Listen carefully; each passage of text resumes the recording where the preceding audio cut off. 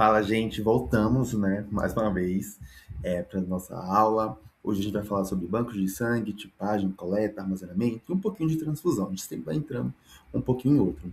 Se vocês perceberem, os assuntos eles se completam e eles vão reafirmando todo o conteúdo sobre hemoterapia, né? Sempre tem transfusão, tem coleta, tem armazenamento, tem reação transfusional, porque isso tudo é abrangente e é importante, tá? Meu nome é Fabrício, eu sou biomédico, sou gestor, né, de agências transfusionais, tenho pós-graduação e eu tenho habilitação em banco de sangue, tenho pós-graduação em genética, citogenética e biologia molecular. E, né, hoje a gente vai falar um pouquinho sobre esse tema importantíssimo, né, e lindo também, tá? Eu sou apaixonado, então, né, se você ama banco de sangue, né, esse é o caminho. Aprender um pouco, né, para na frente aprender mais e mais e mais e mais e mais, tá? Por enquanto, essa é a série de vídeos mais básicos, né? Então, a gente está conhecendo, tocando no assunto e se apaixonando aos pouquinhos, tá?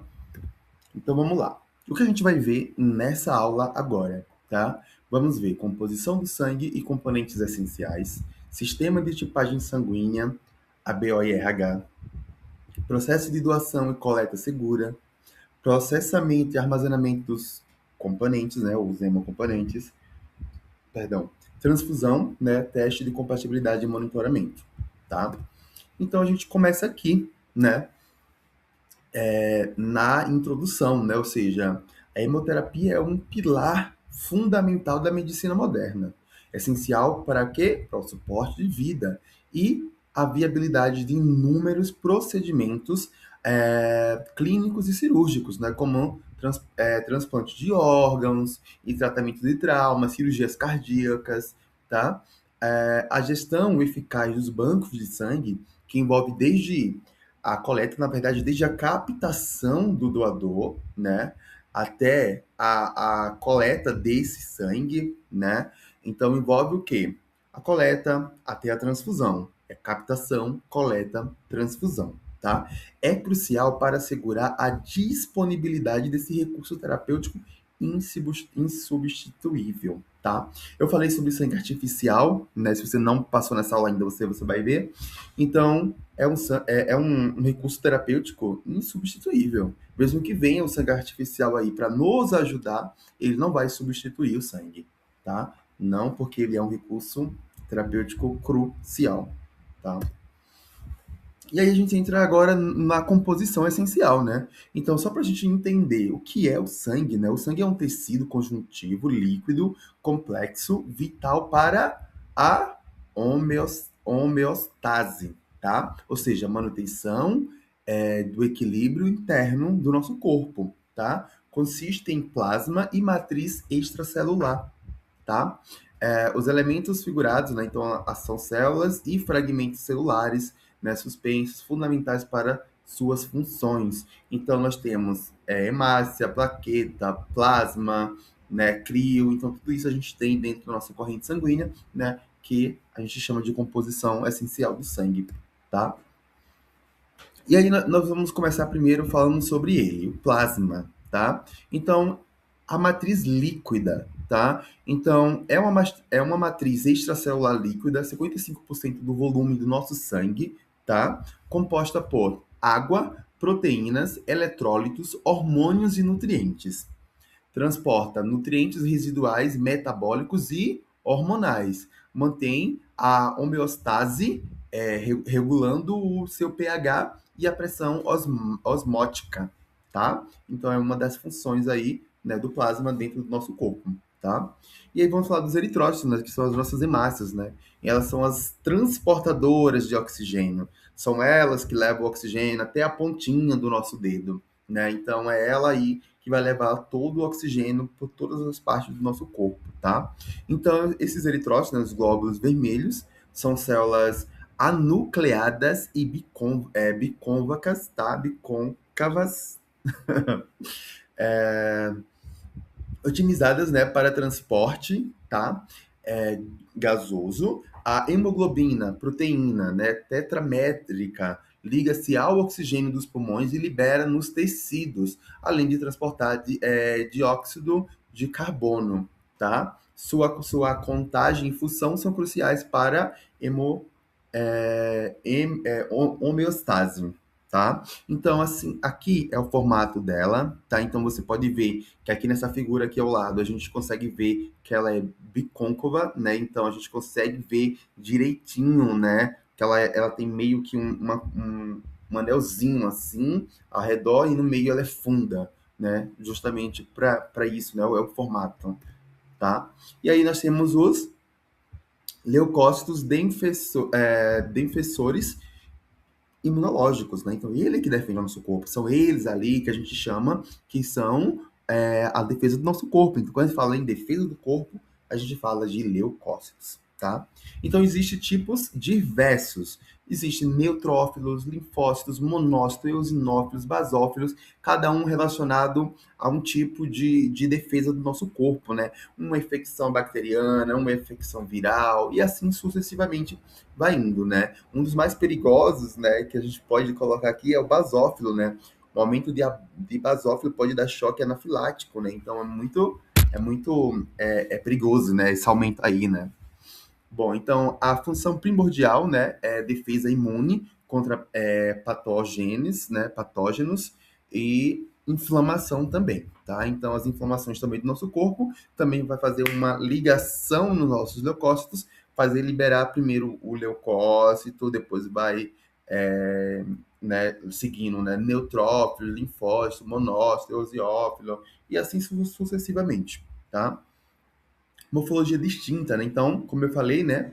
Cada tipo possui suas características nucleares e citoplasmáticas. Então, cada um tem a sua formato, sendo o maior deles o basófilos e sendo mais comum ali os neutrófilos e linfócitos, tá? Se for criança, vai ter mais presença de linfócitos do que neutrófilos. Quando é um adulto, tem mais presença de neutrófilos ou segmentados, como a gente chama, tá?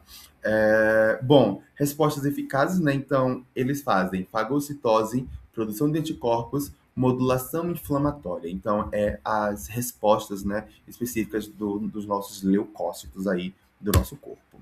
E aí a gente fala das plaquetas, né? Ou seja, a coagulação sanguínea. As plaquetas ou trombócitos, né, também como são conhecidos, né, são fragmentos. Então, eles não são células inteiras, eles são fragmentos celulares, né, anucleados, essenciais à hemostasia, né, interrupção do sangramento, tá? Então, o que é que essa plaqueta faz? Ela se gruda, formando ali um tampão e evitando que o sangue saia da corrente sanguínea, tá? Lembrando que, se tiver problema no fator de coagulação, a plaqueta não vai parar a hemorragia interna, tá? Ou seja, a plaqueta só vai tapar o orifício da saída do sangue, tá? Porque ele só forma um tampão, tá? Ele ajuda a formar um tampão para que aquela perda sanguínea não continue, tá? Então, ele vai se originar ali de megacariócitos, né? E formam o quê? O tampão plaquetário, que é uma agregação inicial. A sua ativação inicia a cascata de coagulação. Então, primeiro ela vai ativar o quê? A cascata de coagulação para fazer com que o sangue coagule ali naquele local, né? Ou seja, ela que controla a coagulação do nosso sangue, né? A falta dela pode deixar, por exemplo, um paciente que se cortar ter uma hemorragia e não conseguir mais parar, porque, né, ela está em falta ali no corpo, tá? Ela é crucial para prevenir as hemorragias, principalmente excessivas. E aí a gente entra, né, na tipagem sanguínea base da compatibilidade, né? Então a gente já conheceu um pouco, né, sobre a história do ABO, a gente conheceu um pouco, né, sobre a compatibilidade, a transfusão, reação transfusional por incompatibilidade ABO, né? Mas também, né, vamos aqui reformular também, né, bater de novo na tecla que é importante, tá? Então a tipagem sanguínea, né, classifica o sangue, né, pela presença ou ausência de antígenos, tá? Moleculares que podem provocar uma resposta imune, tá? E tá onde? Na superfície dos eritrócitos, tá? E é essencial para as transfusões seguras, ela previne reações hemolítica, que é a destruição dos glóbulos vermelhos, né? Ou seja, ela previne essa hemólise, né? Ou seja, essas reações hemolíticas graves, tá? Então, como a gente já viu nas aulas anteriores, né? A gente sabe que os antígenos estão presentes na hemácia. E o plasma tem a presença de anticorpos, tá? E aí vamos entender, né, quem pode receber o quê, quem doa para quem, que é importante, né? É a nossa base do conhecimento, é o principal conteúdo, né, do banco de sangue, é saber quem pode receber o quê, para a gente primeiro já descartar aí, né, uma transfusão por incompatibilidade ABO, tá? Então vamos lá. O tipo sanguíneo A, ele possui antígeno A e anticorpos anti-B, tá? Então significa dizer o quê? Que não vai conseguir transfundir um paciente aí B. Se tiver B, já não dá para transfundir. Mas para quem ele doa? Vamos lá. Ele vai doar para A e para AB, tá? Então ele consegue doar para si próprio porque ele tem um antígeno, mas e não tem anticorpo, né, contra o anti-A, tá? Então ele não tem anti-A. E pode receber de A e de O, lembrando que o O não tem, né, os anticorpos ali, né, não tem antígeno, não tem presença de antígeno anti-A e anti-B, sendo assim, pode doar para todo mundo, tá? E aí nós temos o AB, o antígeno é o B, o anticorpo é o anti-A, né? E pode doar para B e para AB, tá? E pode receber de B, que é de si próprio, e de O, né? Porque o O pode doar para todo mundo. E aí nós temos o AB, que possui ambos antígenos, não possui anticorpos nem para anti-A e nem para anti-B, tá? E pode doar apenas para si próprio. Então, o AB só pode doar para AB. E ele é o receptor universal, pode receber qualquer tipo sanguíneo, tá? E aí nós temos o tipo O, não tem nenhum antígeno, né? Mas tem o quê? Anticorpos anti-A e anti-B, tá? Então, por isso que não pode receber nenhum tipo sanguíneo diferente que seja O, tá? Então, ele é doador universal, pode doar para A, B e AB, e só pode receber de si próprio, né? Por ter anticorpos anti-A e anti-B, tá? E aí nós entramos no fator RH, o antígeno D, tá? O fator RH é o segundo sistema de grupo sanguíneo mais relevante clinicamente após o ABO, tá? Ele é determinado pela presença ou ausência do antígeno D na superfície dos eritrócitos, ou seja, dos glóbulos vermelhos. Indivíduos RH positivo possuem esse antígeno e os RH negativo não possuem esse antígeno, tá? A sua herança ela vem da base genética, ela é uma autossômica dominante, tá? E as implicações clínicas, a principal implicação é a doença hemolítica do recém-nascido, que a gente já falou um pouco sobre isso, né? Que ocorre quando uma mãe RH negativo gera um feto RH positivo, né? Também é crucial em transfusões onde pacientes RH negativo não devem receber RH positivo, tá? Então, se o paciente é RH negativo, ele só pode receber RH negativo, tá? Porque senão pode fazer o quê? Levar a uma sensibilização, né, que pode levar a reação transfusionais hemolíticas graves e, inclusive, também, né, criar aí um anti-D desse meu paciente que não tinha anti-D, tá? Que é um anticorpo. Doadores e receptores universais. Então, vamos bater na tecla mais uma vez, né? Agora a gente vai entrar exatamente para o mais específico de todos. Quem é o doador universal? É o O negativo. Nós temos o O positivo e o O negativo. Só que o O positivo só pode doar para os positivos. Já o O negativo doa para os positivos e para os negativos. Por quê? Porque ele tem a ausência, né, do antígeno D que a gente aprendeu no slide anterior, tá? Então, por isso que ele pode doar. Então, indivíduos com tipo sanguíneo O negativo são considerados doadores universais, né? Suas hemácias não possuem antígenos A e B, ou RH, tá? Que é o D que a gente falou, tá? Minimizando o quê? Reações transfusionais. Contudo, a transfusão ABO-RH idêntica é sempre preferida para evitar riscos, tá? Então a gente sempre prefere, né, antes de transfundir o universal ou o positivo ou negativo, a gente sempre vai priorizar transfundir sangue exatamente do isogrupo, que a gente chama que é isogrupo, o mesmo grupo e o mesmo RH, tá? Só em casos de falta, ou se não tiver na hora, ou se precisar ser algo mais específico, que a gente, né, muda aí para o seguinte e aí vai seguindo até encontrar o mais compatível, tá?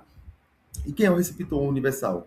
O receptor universal é o AB positivo, não é o AB negativo, porque o AB negativo só pode receber negativo, tá? Então, indivíduos do tipo sanguíneo AB positivo são receptores universais, possuem antígenos A, B e RH, e não produzem anticorpos anti-A e anti-B ou anti-RH, proteínas do sistema imunológico que atacam substâncias estranhas, tá? Então, na prática clínica, a compatibilidade total é prioritária para a segurança do paciente, tá? Não é porque eu sei que o meu paciente pode receber esse tipo sanguíneo ou qualquer tipo sanguíneo que eu vou pegar qualquer um e transfundir. A gente primeiro vai pegar o tipo sanguíneo dele ideal, vamos cruzar, deu tudo certo, a gente segue ali com a transfusão de forma segura, tá? Uma coisa importante, né, sobre doadores e receptores universais, quando a gente muda o tipo de hemocomponente, a gente também muda quem é universal, tá? Quando a gente fala de concentrado de hemácia, o universal realmente é o O negativo. Mas quando eu passo para plasma, por exemplo, o meu doador universal é o AB. Por quê? Porque ali eu não tenho antígenos, né? Eu tenho os anticorpos, eu não tenho os anticorpos, né? E eu tenho o quê? Os antígenos, né? Ou seja, o AB ali, né? Então eles são os que não produzem, né, anti-A e anti-B. Então, estamos seguros aí para transfundir de forma universal. Recém-nascidos, por exemplo, recebem o plasma AB, né, justamente por ser universal. Então, agora a gente entra no processo da doação e da coleta, tá? Então, primeiro, né, é o critério de elegibilidade, tá? Então, a idade, peso, saúde geral do doador são avaliados rigorosamente, seguindo as diretrizes, né, da Anvisa, ou seja, já é determinado pela Anvisa, né, em RDC, tá? Então, nós temos triagem e testes, então, depois disso, né, se ele for aprovado, passa para a triagem clínica, né? Então, a gente faz teste sorológico para doenças infecciosas para garantir, né, a segurança do sangue coletado. Enquanto isso, o sangue fica em quarentena, aguardando esses resultados para aí sim serem liberados, tá? E aí temos também a coleta asséptica, né? Ou seja, técnicas assépticas livres de micro-organismo, né? Que previnem contaminação, porque a gente faz a coleta em sistema fechado. A gente pega a agulha, conecta direto na veia do paciente. Depois que aquela agulha sai, a gente fecha ela e aí o sistema continua fechado. Então a gente faz o quê? A gente esplaqueta ela todinha, né? Que é o segmentozinho que vai na bolsa, para que todo o conteúdo fique dentro da bolsa e a gente corta a agulha com a seladora. Essa seladora vai fazer com que o sistema ainda entenda que ali ainda faz parte, né, do sistema fechado, que é o nosso corpo, tá? E aí nós temos o processamento e o armazenamento dos componentes, tá? Então, depois que a gente pega esse hemocomponente de sangue total, a gente faz a centrifugação, né? Para poder obter, né, os hemocomponentes, que são concentrado de hemácia, concentrado de plasma fresco, crio precipitado e concentrado de plaquetas. Então, a gente separa através de grandes centrifugações, tá? Então, a bolsa, primeiro, ela precisa ter um descanso depois da coleta, porque ela está quente, e se eu começar a manusear ela ainda quente, ela pode acabar estourando as hemácias, tá? Não a bolsa em si, mas as hemácias podem acabar estourando.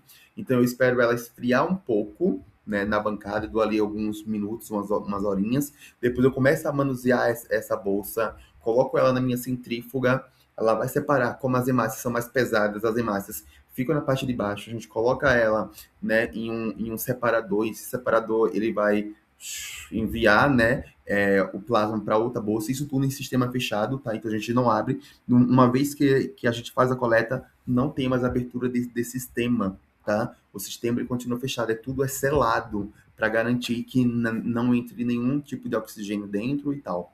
E uma coisa que é muito legal de saber é que as bolsas, né, elas são porosas, tá? Significa que elas continuam fazendo a troca, porque as células elas são células vivas, né? As trocas gasosas continuam porque elas são células vivas, tá?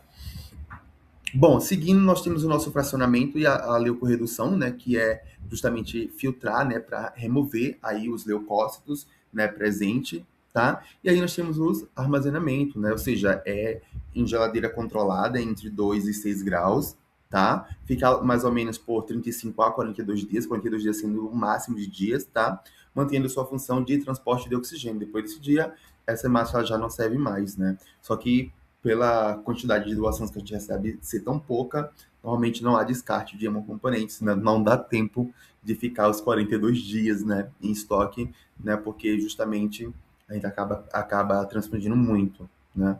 E nós temos aí o armazenamento de plasma e plaqueta, né? O plasma fresco, congelado, por exemplo, é 1 ano após sua coleta, tá? Já as plaquetas é de 5 a 7 dias, só que só 2 dias ali é de espera, né, para sair os resultados. Então, a validade delas são de 5 dias, tá? E aí nós temos os testes pré-transfusionais de segurança e compatibilidade. Então a gente já falou um pouquinho do nosso processamento, do nosso armazenamento, tá? E aí nós entramos agora em tipagem ABO. Então, confirma os grupos, né, ABO, né, se tem a presença, se é um A positivo, um A negativo, se é um B positivo ou um B negativo. A gente faz também a pesquisa de anticorpos irregulares, né? Ou seja, a gente vai identificar alguns anticorpos ali presentes que são irregulares, né, naquele meu paciente, tá? E nós temos as provas de compatibilidade, né, ou seja, a prova cruzada, né, para ter a maior segurança transfusional. Sem isso, a gente não transfunde, a não ser em casos extremos, como caso onde a vida do paciente, né, onde o paciente corre risco de vida, né, então não dá tempo de esperar, é um sangramento, o HB está caindo, porque as hemácias estão indo todas embora, está sangrando bastante.